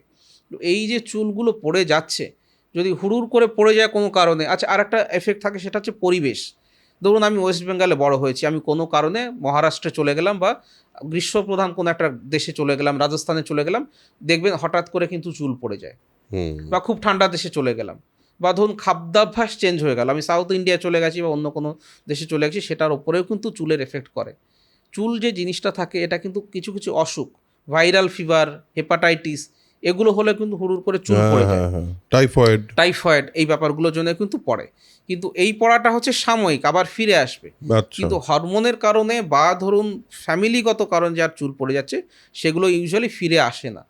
আচ্ছা, আর এই যে পড়ে যাওয়াটা, যদি আপনি পড়ে যাওয়ার স্টেজে আসেন, তাহলে এই ফিনেস্ট্রাইড একটা ওষুধ আছে, আর একটা ওষুধ আছে মিনক্সিডিল, সেটাকে আমরা ইউজ করি। কিন্তু যখন টাক পড়ে যাচ্ছে, আপনার মাথায় চুল একেবারেই কমে গেছে, তখন হেয়ার ট্রান্সপ্লান্ট করতে হয়। আমরা কি করি, বডির অন্যান্য জায়গায় যে চুল আছে, মাথার পেছনে বা দাড়ি বা চেস্টের থেকে বা জেনাইটাল এরিয়া থেকে, আমরা বিভিন্ন এরিয়া থেকে চুলগুলোকে সংগ্রহ করি। সেটা FUE টেকনিকে করা যেতে পারে, সেটা নিয়ে আমরা ডেফিনেটলি অন্য একদিন আলোচনা করবো, টেকনিক্যাল ব্যাপারটা। আমরা চুলটাকে হেয়ার ট্রান্সপ্লান্ট করি। অনেকেই জিজ্ঞেস করেন, স্যার অন্য কারো চুল যেমন অন্যের কিডনি অন্যকে দেওয়া যাচ্ছে, সেটা করা যাবে কিনা? সেটা করা কিন্তু পসিবল না। আপনারই বডির চুল অন্যান্য জায়গা থেকে নিয়ে এসে ম্যাচিং করি, আমরা ট্রান্সপ্লান্ট করি হেয়ার ট্রান্সপ্লান্ট প্রক্রিয়ার মাধ্যমে। আচ্ছা, এবার এটা তো মানে খুব কঠিন একটা প্রক্রিয়া, মানে প্রত্যেকটা ইয়েতে প্রক্রিয়াটা খুব বেশি কঠিন নয়, কিন্তু খুব মানে দীর্ঘ মেয়াদি একটা ব্যাপার। এই আচ্ছা, পুরো আচ্ছা। ব্যাপারটা করতে 6 থেকে 8 ঘন্টা মতো সময় লাগে আচ্ছা। মাইক্রোস্কোপের আন্ডারে করতে হয়, কারণ এটা ভীষণ একটা সরু জিনিস, সেটাকে তুলে আনা, সেটাকে সঠিকভাবে আবার স্কিনের মধ্যে এন্ট্রি করা, এটা একটা খুব সূক্ষ্ম কাজ থাকে। সেখানে ডাক্তারবাবু এবং তার অ্যাসিস্ট্যান্ট যারা থাকেন 8 থেকে 10 জনের একটা টিম হয়। এটা একটা টিম ওয়ার্কের মাধ্যমে ব্যাপারটা আমরা করি। আচ্ছা, বিশাল ব্যাপার। বেশ, এইটাও মানে এটা নিয়েও মানে আমরা যখন মেল হেলথ নিয়ে কথা বলবো তখন আমরা এইটা আরো Male, female ডিটেলে, দুটোই, হ্যাঁ। মেল ফিমেল দুটোই দু করবো। জায়গাতেই। আজকে শুধু আমরা আজকে শুধু টাচ করে বেরিয়ে যাচ্ছি, আমরা আরো ডিটেলে ঢুকবো। আচ্ছা, এই যে লাইপোসাকশনের কথা আপনি বলছিলেন না, একটু কোথায় একটা দেখলেন বললেন, তো এই লাইপোসাকশন ব্যাপারটা কি এবং এইটাতে কি কি তার সাইড এফেক্ট হতে পারে, তার কি হতে পারে? কারণ এইটা অনেকেই অনেক সময় বলে যে আজকাল ওবেসিটির সমস্যা অনেক বেশি, লোকজন বাড়িতে বেশি বসে থাকছে, তো সেক্ষেত্রে সে কিভাবে ডিসাইড করবে তার লাইপোসাকশন প্রয়োজন কিনা? একেবারেই একটু গোড়া থেকে যদি আমরা ধরি, আপনি আজকে যে কোনো খেলার মাঠে যাবেন, দেখবেন প্রত্যেকেই মোবাইল নিয়ে বসে রয়েছে, খেলাধুলোর মধ্যে, অ্যাক্টিভিটিসের মধ্যে কিন্তু তারা থাকছেন। তো এই যে সেডেন্টারি লাইফস্টাইলটা চলে এসছে, এবং আগেকার দিনে আমরা হাঁটতাম, সাইকেল অন্তত চালাতাম, তাতে পায়ের অন্তত এক্সারসাইজ হতো। এখন প্রত্যেকটা বাড়িতে কিন্তু বাইক রয়েছে, ঠিক। হ্যাঁ। তো ফলে আমাদের ফিজিক্যাল অ্যাক্টিভিটিস কিন্তু কমে যাচ্ছে। এর ফলে যতটা ইনটেক আমরা করছি ততটা আমাদের বার্ন আউট হচ্ছে না, স্বাভাবিকভাবে ফ্যাট ওবেসিটি বাড়ছে। আর একটা হয়, বয়স বাড়ার সঙ্গে সঙ্গে আমাদের বিএমআই কমে যায়, সেই কারণে কিন্তু বডিতে ফ্যাট জমে। বিশেষ করে মহিলাদের 40-এর পরে যখন মেনোপজ হয়ে যাচ্ছে, তখন হরমোনাল অ্যাক্টিভিটিও তাদের বডিতে কমে আসে, ফলে ফ্যাট জমার টেন্ডেন্সি আরও বেড়ে যায়। তো এই যে ফ্যাট জমে যাচ্ছে, সেটা একটা নির্দিষ্ট লেভেল অবধি আমরা লাইপোসাকশন করে আমরা সেটাকে কমাতে পারি। আমরা বিএমআই 30 বলি, এটা একটা আপনার ওয়েট এবং হাইট, সেটাকে আপনি ক্যালকুলেশন করলে পরে এটাকেও আপনি গুগলে পেয়ে যাবেন, একটা ফর্মুলা রয়েছে, সেখানে দিয়ে আপনি আপনার বিএমআইটা, আপনি বডি মাস ইন্ডেক্স আমরা বলি, সেটা দেখতে পারেন। যদি 30-এর নিচে থাকছে, then you are a good candidate for liposuction. যদি আমরা উদাহরণ দিয়ে বলি, মোটামুটি যদি আপনার ওজন থাকে, ভীষণ আপনার ওজন বেড়ে গেছে ধরুন, সেটা যদি না হয়, তাহলে আমরা লাইপোসাকশন করে বডির যে পার্টে ফ্যাট জমেছে, সেটা গলাতে হতে পারে, চেস্টে হতে পারে, ব্যাকে হতে পারে, অ্যাবডোমেনে, মহিলারা থাই এবং আর্মস নিয়ে আসেন, সেখানে আমরা লাইপোসাকশন করে ফ্যাটটাকে বের করে দিতে পারি। আর কখন আমরা করতে পারবো না, যখন বিএমআই 30-র ওপরে থাকবে, বা ধরুন পেশেন্টের কিছু ফিজিক্যাল কন্ডিশনস রয়েছে যেখানে এই এক্সটেন্সিভ সার্জারিটা করা তার জন্য রিস্কি হতে পারে, যেমন কোয়াগুলেশনের যদি কিছু প্রবলেম থাকে, হার্টের বড় কোনো ডিজিজ থাকে, হাই সুগার থাকে, থাইরয়েডের বিষয় থাকে, তখন আমাদেরকে ভেবেচিন্তে এগোতে হয়। যাদের এই বিএমআই 30-র ওপরে থাকছে, তাদের জন্য আমাদের লাইফস্টাইল মডিফিকেশান কিন্তু আপনাকে করতেই হবে। Lifestyle modification in the sense, আপনাকে খাবারের জন্য নির্দিষ্ট ডায়েট চার্ট মেনতে হবে, নির্দিষ্ট টাইম এক্সারসাইজ করতে হবে, তারপরে কিছু কিছু আজকালকার দিনে সার্জারি রয়েছে, সেটাকে আমরা ব্যারিয়াট্রিক সার্জারি। ধরুন আপনার স্টোমাকের একটা ভলিউম আমাদের থাকে, সেই স্টোমাকের ভলিউমটাকে আমরা কমিয়ে দিলাম। আমরা খাই কেমন হয়, আমরা ধরুন খাচ্ছি, আমাদের স্টোমাক আমাদের ব্রেনকে একটা সেন্সেশনস দেয় যে আমার পেট ভরে গেছে, তখন আমরা খাওয়া বন্ধ করে দিই। বা স্টোমাকের ভলিউমটাকে যদি কমিয়ে দিই, স্টোমাকে যখন ওই অল্প খাবারই স্টোমাক স্ট্রেচ হয়ে যায়, সিগন্যাল চলে যায় যে পেট ভরে গেছে, তো স্বাভাবিকভাবে খাবারের পরিমাণটা কমে যায়, ফলে ওনার ওজনটা আস্তে আস্তে কমে আসে। এটাকেই ব্যারিয়াট্রিক সার্জারি বলে। বিভিন্ন রকমের ব্যারিয়াট্রিক সার্জারি, কিছু সাবডিভিশনও কিন্তু রয়েছে। ব্যারিয়াট্রিক সার্জারি করে যখন আপনার বিএমআই 30-এর নিচে চলে এলো, তখন আমরা লাইপোসাকশন করে বাকি ফ্যাটটাকে কিন্তু বের করে দিতে পারি। এটাই লাইপোসাকশনের বের করে দেওয়া যায়। তবে আপনি যেটা জিজ্ঞেস করছিলেন, কিছু কমপ্লিকেশনস হয় কিনা, ডেফিনেটলি যে কোনো প্রসিজিয়ার্সেরই ছোটোখাটো কমপ্লিকেশনস বা বড় কমপ্লিকেশনেরও সম্ভাবনা থাকে। লাইপোসাকশনের ক্ষেত্রে দুটো কমপ্লিকেশনস মেজরলি থাকে। লাইপোসাকশনের ক্ষেত্রে দুটো কমপ্লিকেশন আমরা পাই। একটা হচ্ছে ব্লিডিং হওয়া। আগেকার দিনে অনেক বেশি ব্লিডিং হতো এবং ব্লাড ট্রান্সফিউশন করতে হতো। আজকালকার দিনে আমাদের বিভিন্ন ওষুধ চলে এসছে, যাতে আমরা ব্লাড ভেসেলসগুলো যেখান থেকে ব্লিডিং হতে পারে, সেগুলোকে সংকুচিত করে দিতে পারি। সেই কারণে আজকাল ব্লিডিংয়ের এফেক্টটা কিন্তু বেশ কম। আর একটা যেটা কমপ্লিকেশন, যেটা ভীষণ রেয়ার কিন্তু মারাত্মক হতে পারে, সেটা হচ্ছে ফ্যাট এম্বলিজম বলে একটা কথা হয়। কি হয়, তেল দেখবেন জলে কিন্তু মেশে না, তো আমরা যখন লাইপোসাকশন করছি, কিছু কিছু ফ্যাট গলে গিয়ে আপনার রক্তের মাধ্যমে ফুসফুসের মধ্যে গিয়ে জমা হতে পারে। ওরে বাপরে! হ্যাঁ, এই ধরনের যদি কোনো বিষয় হয়, তখন সেটা মারাত্মক হতে পারে। সেই জন্য নর্মাল দেখুন, যখনই আমরা একটু লাইপোসাকশন করব, একটু ফ্যাট, ধরুন আপনার এখানে জল দিয়ে মুছলেন মেঝেটাকে, একটু জল তো পুরোপুরি ড্রাই তো হবে না, কিছুক্ষণ 10 মিনিট সময় লাগবে। তো লাইপোসাকশন করলে কিছু অ্যামাউন্ট অফ ফ্যাট কিন্তু বডিতে ঢোকে। হ্যাঁ, এবার হিসেব করে দেখা গেছে 6 লিটারের মতো যদি আমরা লেভেলে থাকি, 6 লিটারের নিচে যদি আমরা লাইপোসাকশন করছি, 6 লিটার ফ্যাট বেরিয়ে এলো, আর যেটুকু আপনার বডিতে যাবে, অ্যাবজর্পশন হবে, তাতে আপনার ওই কমপ্লিকেশন হওয়ার কথা নয়। ওই কমপ্লিকেশনের সম্ভাবনা তখনই বাড়বে, আপনি 6 লিটার বের করেছেন, ধরুন 10 লিটার করেছেন, তার মানে এই যে এক্সট্রা 4 লিটার বেরিয়েছে তার সঙ্গে সঙ্গে এক্সট্রা কিছু কিছু ঢুকেও গেছে, তখন ওই অ্যাকুমুলেশন সম্ভাবনাটা হওয়া থাকে। তো পেশেন্ট যখন আসেন তখন আমরা বুঝছি যে তাকে অ্যাটলিস্ট 10 to 12 লিটার করতে হবে। ধরুন উনি বলছেন আমি পেটেও করব, থাইয়েও করব, তখন আমরা বলবো যে ম্যাডাম বা স্যার আপনি প্রথম দফাতে পেটে করুন, সেকেন্ড দফাতে থাইয়ে করুন। তাহলে পেট থেকে আমরা 6 লিটার বা 4 লিটার করবো, পরের বারে আপনার দুটো পা থেকে 2-4 লিটার করব। তো এই 6 লিটারের একটা মোটামুটি 6 লিটারের কাছাকাছি একটা সেফ লিমিট থাকে। দেখুন আমরা যে কোনো কাজ বা যে কোনো জিনিস, আপনি যে কোনো কিছু একটা আমরা বলি না হিসেবের মধ্যে বা সেফ লিমিটের মধ্যে থাকতে, তো ওটা একটা সেফ লিমিট। আপনি আপনার সময় নেই বা ডাক্তারবাবু ভাবছেন একবারে করে দেবো, পেশেন্ট আমার কাছে আবার আসবেন কি না তার ঠিক নেই, একবারে 10 লিটার করে দিই, তখন এই ব্যাপারগুলো তখন হয়। আপনি গাড়ি যদি 60 কিলোমিটার বেগে চালাচ্ছেন, অ্যাক্সিডেন্ট হলেও আপনি অতটা মারাত্মক কিছু হবেন না, একদম। কিন্তু 120 কিলোমিটার বেগে চালালে তখন যদি অ্যাক্সিডেন্ট হয় দেন তাহলে তো জীবন নিয়ে টানাটানি পড়ে। তো এই 6 লিটারের একটা বিষয় কিন্তু থাকে। আমার টিমের একজন আছে অয়ন বলে, সে খুব জোরে বাইক চালায়, ওকে প্রত্যেকদিন আমি এটাই বলি কিন্তু ও শোনে না, সেটাই একটু বলে দিলাম। যাকে মানে দেখুন সমস্যা তো প্রচুর আছে, অনেক রকম সমস্যা আছে।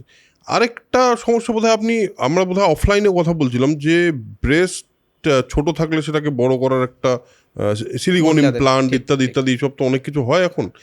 এইটার ব্যাপারে কি কোনো মানে কি ধারণা আপনি দিতে পারেন বা কি ধারণা ভাঙতে চান, একটু যদি বলেন এই বিষয়টা নিয়ে।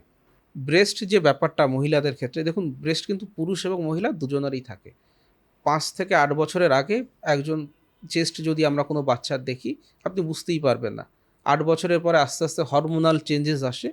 ব্রেস্টের একটা বায়োলজিক্যাল কারণ রয়েছে, সেটা হচ্ছে একটা আমাদের হিউম্যান বাচ্চারা যখন আসছে সে তখন বাইরের খাবার খেতে পারে না, তাহলে তাকে নারিশমেন্ট করতে হবে। তো আমাদের প্রকৃতি সেইভাবে মাকে ব্রেস্টকে তৈরি করে, এটা একটা মাতৃত্বের প্রতীক। কারেক্ট। তো এবারে কি হচ্ছে, মাতৃত্বের সঙ্গে সঙ্গে এটাকে আমরা সৌন্দর্যের প্রতীক হিসেবেও ধরি। আমাদের মানব সভ্যতায় যদি আমরা প্রথম দিক থেকেই দেখি ব্রেস্টকে দুই রূপেই কিন্তু দেখা হয়েছে, মাতৃত্বের প্রতীক হিসেবেও দেখা হয়, সৌন্দর্যের প্রতীক হিসেবেও দেখা হয়। তো আমরা আজকে যে কথাটা বলবো মেনলি সৌন্দর্যের ব্যাপারটা নিয়েই বলবো। কি হয় যদি কোনো একজন মেয়ে বা মহিলা তার ব্রেস্টের সাইজ ছোট হয়, তাকে প্যাডেড ব্রা পরতে হয়। অনেক সময় এই ছোট ব্রেস্টের কারণে সে একটা হীনমন্যতায় কিন্তু ভোগে। অন্য বান্ধবীরা বা তার যারা সহকর্মী রয়েছেন তারা ঠিকঠাক মতো ব্রেস্ট পরছেন, একটা ভালো আউটফিট পরতে পারছেন, বা কিছু কিছু প্রফেশনও থাকে যেখানে একটুখানি অন্য রকমের মডেলিং যিনি ধরুন করছেন বা অ্যাঙ্কারিং করছেন বা অ্যাক্ট্রেস লাইফে যারা রয়েছেন, তাদের এই ব্যাপারটা তাদের দেহ সৌন্দর্যের একটা ভূমিকা কিন্তু সবসময়তেই থাকে। সেখানে ব্রেস্ট অগমেন্টেশন করে আমরা একটা পার্মানেন্ট রেজাল্ট দিতে পারি, যখন সবসময়তে সব জায়গাতে আপনাকে প্যাডেড ব্রা পরতে হচ্ছে না, এবং প্যাডেড ব্রার বিভিন্ন অসুবিধাও কিন্তু থাকে। তো এই ব্যাপারটা এড়িয়ে চলার জন্য আমরা দেখব বিভিন্ন অ্যাডস থাকে যে অয়েল ইউজ করুন, মাসাজ করুন, সেগুলোতে কিন্তু বেসিক্যালি কাজ হয় না, কারণ ব্রেস্টের মধ্যে ফ্যাট আছে, গ্ল্যান্ডুলার টিস্যু আছে। এটাকে আপনি হয় হরমোনালি সেন্সিটাইজ করে বাড়াবেন, সেটা তো পসিবল নয়, সেটাকে আর একটা উপায় হচ্ছে ইমপ্লান্ট দিয়ে বৃদ্ধি করা। সিলিকনের ইমপ্লান্ট থাকে, এটা কোনো ক্ষতিকারক বিষয় নয়। আমরা ব্রেস্টের ভেতরেও কিন্তু এটাকে রাখি না। ধরুন আমরা একটা বালিশ আপনার ছোট মনে হচ্ছে, তার তলায় আর একটা বালিশ দিয়ে দিলে উঁচু হয়ে যায়, তেমনি ব্রেস্টের তলায় পেক্টোরালিস মেজর বলে একটা মাসেলস থাকে, তার নিচে আমরা ইমপ্লান্টটাকে পুট করি। এবার পেশেন্ট যখন আসেন আমরা একটা মেজারমেন্ট নিয়ে নিই, তার বডি হাইট কত, চেস্ট সার্কামফারেন্স কত, সেই অনুযায়ী আমরা একটা আন্দাজ পেয়ে যাই তার কোন ভলিউমের। ধরুন উনি বললেন সে ডাক্তারবাবু আমার এখন 30 সাইজের ইউজ করছি কাপ সাইজ, আমি সেটাকে 34 করতে চাই। তো আমাদের কাছে সাইজারও থাকে, সাইজার দিয়ে আমরা সেটাকে বুঝিয়ে দিই যে আপনার এই ভলিউমের ইমপ্লান্ট যদি আমি দিই, আপনার অলরেডি ধরুন 200 আছে, আমি আরও 250 আপনাকে দেবো, তাহলে আপনার 500 সিসি হবে, that will approximately give you 34 size. তো সেইভাবে অগমেন্টেশনটা করা হয়। এটা একটা ডে কেয়ার প্রসিডিওর্স করে সেই দিনেই ছুটি, এবং রেজাল্টটাও কিন্তু ইমিডিয়েট। আচ্ছা, দাগ থাকে, এটা অনেকের প্রশ্ন থাকে। এটা এবার ব্রেস্টের সার্জারি, এটা তো একটা সার্জারি, স্বাভাবিকভাবে যে কোনো একটা দাগ থাকবে, বা দাগটা যাতে হিডেন থাকে। ব্রেস্ট ক্রিজ যেটা থাকে, যেখানে ব্রাশ স্ট্রাপটা থাকবে, সেইখানে ছোট্ট 2.5 সেন্টিমিটারের একটা দাগ থাকে। আচ্ছা। এই দাগটা প্রায় মিলিয়েই যায়, হালকা একটা দাগ, সেটা বোঝা যাওয়ার সম্ভাবনা কিন্তু বেশি। তুমি যাতে বোঝা না যায় সেজন্যই আমরা ওই ব্রেস্ট ক্রিজে ছোট্ট একটুখানি। আর এইটাতে কোনো রকম অসুবিধা বা কমপ্লিকেশন হয় না? অসুবিধা বলতে মানুষের মনে অনেক কিছু ধারণা রয়েছে। একটা যেমন কমন ধারণা, বোধহয় একটা হলিউডের ফিল্মেই ছিল, যে প্লেনে উঠেছে ব্রেস্ট ফেটে যাচ্ছে, হ্যাঁ, বা ব্রেস্ট বোধহয় ফিজিক্যাল অ্যাক্টিভিটি করার সময় বা কয়টাল অ্যাক্টিভিটি করার সময় এটা কোনো ইনজুরি হতে পারে, এটা কিন্তু ভীষণ রেয়ার, এটা হয় না বললেই চলে, কারণ ইমপ্লান্টগুলো সেইভাবেই বানানো। এবং ব্রেস্ট ইমপ্লান্ট সার্জারিটা আমাদের দেশে এখন বেশ চলছে, ইউরোপে কিন্তু অনেক আগের থেকেই চলছে।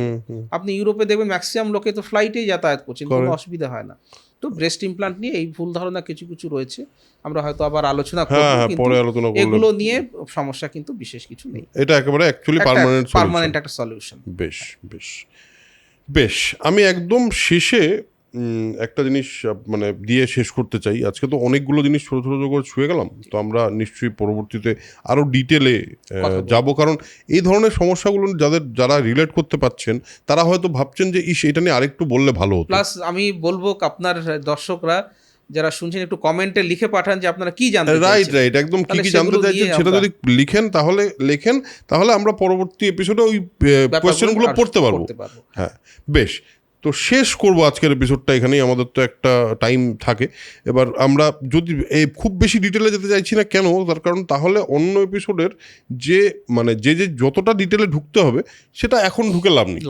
আমরা একটা জেনারেল আইডিয়া পেলাম এবং প্লাস্টিক সার্জারি, এবং আমি তো বলবো যে আমার এই সমস্ত জিনিস নিয়ে যতটুকু কিছুই ধারণা ছিল না বেশি, খুব একটা। তো আজকে একদম ধারণা কিন্তু পরিষ্কার হলো, আশা করি আপনাদেরও হলো। আমাদের যারা দেখছেন তারা তো মোটামুটি সবাই ক্লিক করেছেন, কারণ তাদের ইন্টারেস্ট আছে বা তাদের কোনো একটা মনে হচ্ছে কিছু একটা জানতে হবে, সেই জন্যই ক্লিক করেছেন। এনাদের উদ্দেশ্যে আপনি কি বলতে চান, যে নিজেদের অনেক ক্ষেত্রেই তো আপনি বললেন আজকের কথাতে যে একটু অনেক ক্ষেত্রে আমাদের মনে হয় যে সার্জারি করা উচিত না। তো এবার কি আপনার তরফ থেকে কি বার্তা দিতে চান যে তারা নিজেদের শরীর এবং স্কিন এবং সব কিছু নিয়ে কি করে তারা আত্মবিশ্বাসী থাকতে পারেন, এবং যেখানে অসুবিধা হচ্ছে না শারীরিকভাবে তত অবধি তাদের প্লাস্টিক সার্জারির প্রয়োজন পড়বে না, কিন্তু পড়লে সেটা যাতে খুবই ঠিকঠাকভাবে নিতে হয় সেটা তো আমরা মোটামুটি বুঝলাম। তো আমি বলতে চাইছি তারা কি করে কনফিডেন্ট থাকবে অ্যাবাউট দেমসেলভস। অনেকেই আসেন আমার কাছে, হ্যাঁ, আমি প্রথমে লাইপোসাকশন নিয়েই ধরুন করতে হলো, ডাক্তার আমাকে পেট কমিয়ে দিচ্ছেন। আমি বলি যে আপনি কিছু ইন্ডিকেশানস থাকে, আপনি কখন নিজেকে আনফিট ভাববেন। আপনি ট্রেনে যাচ্ছেন, কোনো অসুবিধা হচ্ছে না, কষ্ট হচ্ছে না, তাহলে বুঝলেন আপনি কোনো আনফিটের বিষয় কিন্তু আপনার ক্ষেত্রে নেই। এটা কেমন হলো বিষয়টা, যে আপনি হাঁটাচলা করতে ঘেমে যাচ্ছেন, কষ্ট হয়ে যাচ্ছে, আপনি ফিজিক্যালি ডিসকমফর্ট ফিল করছেন, তখন আপনি বুঝলেন যে আপনার যে ওজনটা সেটা যথেষ্ট প্রবলেমেটিক আপনার জন্য। তাহলে আপনাকে কোনোভাবে জিনিসটাকে কমাতে হবে, ওজনটাকে কমাতে হবে, ফিট হতে হবে, হয় এক্সারসাইজ করে কমাবেন, নইলে লাইপোসাকশন করে কমাবেন, বা বেরিয়াট্রিক সার্জারি করে কমাবেন। বা আপনি ধরুন মাথায় চুল নেই, টাক পড়ে গেছে, আপনার বন্ধুবান্ধবদের চুল রয়েছে, আপনার কমে গেছে, সেই হিসেবে আপনি একটা কম্প্যারিজন করতে পারেন। বা মহিলারা ব্রেস্টের যে বিষয়টা আপনার মনে হচ্ছে যে ছোট, সত্যিই কখন ছোট মনে হবে, যখন আপনি আপনার সেম এজের আপনার যারা কলিগসরা রয়েছেন তাদের তুলনায় আপনি যখন নিজেকে দেখছেন যে ঠিকমতো লাগছে না, বা আপনার প্রফেশনের সঙ্গে জিনিসটাকে ফিট করছে না।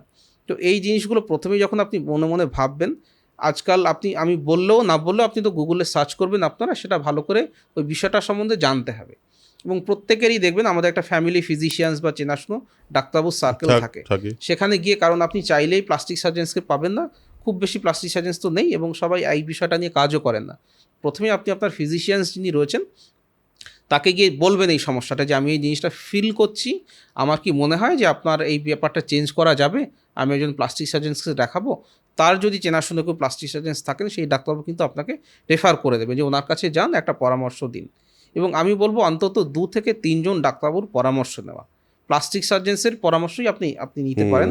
আজকাল সুবিধা হচ্ছে অনলাইন পরামর্শ নেওয়া যায়। যেমন আমি পেশেন্টদেরকে বলি আপনি ফটো পাঠান, কি সমস্যা আছে লিখে পাঠান, অনলাইন পরামর্শ নিলে আপনিও বুঝতে পারবেন যে ধরুন যেটা স্পেসিফিক সমস্যা, তার সমাধানও কিন্তু 3 জন ডাক্তারবাবু একই রকম মোরাললেস বলবেন।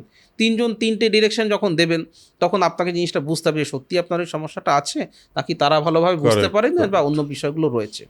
আর 4 নম্বর যে বিষয়, যাকে আপনি জিজ্ঞেস করছেন তিনি সঠিক এক্সপেরিয়েন্সড এবং কোয়ালিফাইড ব্যক্তি কিনা।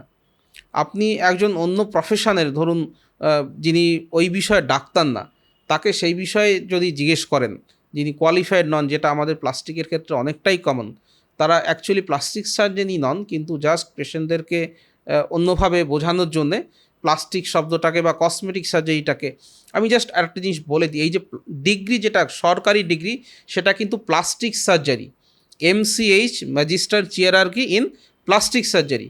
অ্যাস্থেটিক সার্জারি বলে কোনো সাবজেক্ট নেই, কসমেটিক সার্জারি বলে কোনো সাবজেক্ট নেই। সেই জন্য অনেকেই তাদের নামের পাশে কসমেটিক সার্জন বা অ্যাস্থেটিক সার্জেন্স লিখে দিচ্ছেন, কারণ লিগ্যালি আপনি তাকে বলতে পারেন না যে উনি অ্যাস্থেটিক সার্জন নন, কারণ ওই জিনিসটাই তো হয় না। ঠিক ঠিক। তো অ্যাকচুয়াল ডিগ্রি হচ্ছে প্লাস্টিক সার্জারি। তো সঠিক যিনি ডিগ্রিধারী, যার কাছে এই কোয়ালিফিকেশানস রয়েছে, তাদের কাছে গিয়ে আপনি জিনিসটাকে ক্লিয়ার করবেন। আর লাস্টলি আপনি যে সমস্যা নিয়ে প্লাস্টিক সার্জনের কাছে যাচ্ছেন, এক্সেপ্ট ট্রমা বা ক্যান্সার, অ্যাস্থেটিক সার্জারির দিক থেকে আমি যদি ধরি, আপনার নাক বোঁচা তো আপনি অনেক দিন ধরেই রয়েছে, আপনার ভীষণ ইমার্জেন্সি তো নেই যে কালকেই করতে হবে। তো ডেফিনেটলি আপনি এই ফিল্ডে অবশ্যই ফার্স্ট অপিনিয়ন তো নেবেনই, সেকেন্ড থার্ড অপিনিয়নও পারলে আপনি নিয়ে নেবেন। তারপরে একটা যুক্তিগ্রাহ্য, কারণ ডিপেন্ড করবে এক একজন প্লাস্টিক সার্জেন, তাদের নির্দিষ্ট প্যাকেজ রয়েছে, সবাই তো একই রকমভাবে সার্জারি করবে না, প্রত্যেকের নিজস্ব একটা প্র্যাকটিসিং বা তার ফিজের একটা বিষয় থাকে। আপনার যার সঙ্গে কথা বলে ভালো লাগলো, যাকে মোর অ্যাপ্রোচেবল মনে হয়েছে, এবং আমি এটাই বলি, একটা জিনিস দেখবেন, আমি ধরুন আমার ক্লাসে আমরা 100 জন স্টুডেন্ট ছিলাম, সবার সঙ্গে তো আমার বন্ধুত্ব হয়নি, একটা নির্দিষ্ট 5 থেকে 10 জনের সঙ্গে আমার মেন্টালিটিটা মিট করে। তো 3 জন ডাক্তারবাবুর সঙ্গে কথা বললে পরে আপনি বুঝতে পারবেন কে আপনার কনসার্নটাকে সঠিকভাবে অ্যানালাইজ করেছে, আপনাকে এমপ্যাথি দিয়ে দেখেছে আপনি তার সঙ্গে, এবং আপনার যদি ডেফিনেটলি বাজেটেরও একটা বিষয় থাকে সেটা মিলছে, তখন তার কাছে গিয়ে করাবেন। তো এই কসমেটিক সার্জারিটা একটুখানি ভেবে চিনতে বুঝে এবং ভালো করে সার্চ করে করবেন, হ্যাঁ, কারণ করার পরে যেন মনে না হয় যে আমি ভুল করে ফেলেছি। কিন্তু এটা একটা অন ওয়ে, ফিরে আসার ব্যাপারটা কিন্তু অনেকটাই কিন্তু ডিফিকাল্ট। একদমই তাই। যাক, আমরা একটা চূড়ান্ত ইনফরমেটিভ এপিসোড করলাম, যে ইনফরমেটিভ এপিসোডটা আমার জন্য আমি এখন আচ্ছা, তার মাঝখানে আপনাদের বলে দিই, আপনাদের অনেকেরই একটা বক্তব্য আছে, বৈঠক আসছে না কেন, বৈঠক আসছে না তার কারণ প্রেমাশিস এই দেশে নেই, এবং আমরা এটা করে উঠতে পারছি না, ম্যানেজ করে উঠতে পারছি না। যাই হোক, ওটা ডিফারেন্ট পার্সন বা বৈঠকের কথা কেন তুললাম, কারণ বৈঠকের এপিসোডে যখন বসে প্রেমাশিসের থেকে বিভিন্ন নতুন জিনিসের কথা শুনতাম, আজকে আমার মনে হলো একটা বেশ অনেকক্ষণ পরে অনেক কিছু জানি আমি। এখন যদি প্লাস্টিক সার্জারি নিয়ে কেউ কিছু বলে, অন্তত পক্ষে চুপ করে বসে থাকবো না, কিছু তো জানি আমি। তো আমার মনে হয় আপনারাও সেরকমই একটা জায়গায় পৌঁছেছেন। বাট এই ধরনের ইনফরমেটিভ ভিডিও আমি চাই যে আরও বেশি আসুক। তো সুতরাং আপনাদের যদি ভালো লেগে থাকে, অবশ্যই লাইক বাটনটা প্রেস করবেন, আর তার সঙ্গে শেয়ার যদি করতে পারেন, যদি সাবস্ক্রাইব করতে পারেন, যা যা করার থাকে সেগুলো প্লিজ করে দেবেন। তাহলে এই ধরনের ভিডিও করতে আমার উৎসাহ আরও বাড়বে, আমাদের উৎসাহ আরও বাড়বে। সো আজকের এপিসোড এখানেই শেষ করবো। থ্যাংক ইউ, আপনি এত ক্যান্ডিডলি, এত সুন্দর করে গুছিয়ে আমাদেরকে এই ইনফরমেশনগুলো দিলেন। Thank you so much. পরের এপিসোডে আবার দেখা হবে। সো আজকের এপিসোড এখানেই শেষ করছি, দেখা হচ্ছে পরের এপিসোডে। ততক্ষণের জন্য spread knowledge, spread positivity, because knowledge is power and positivity is everything. Tata.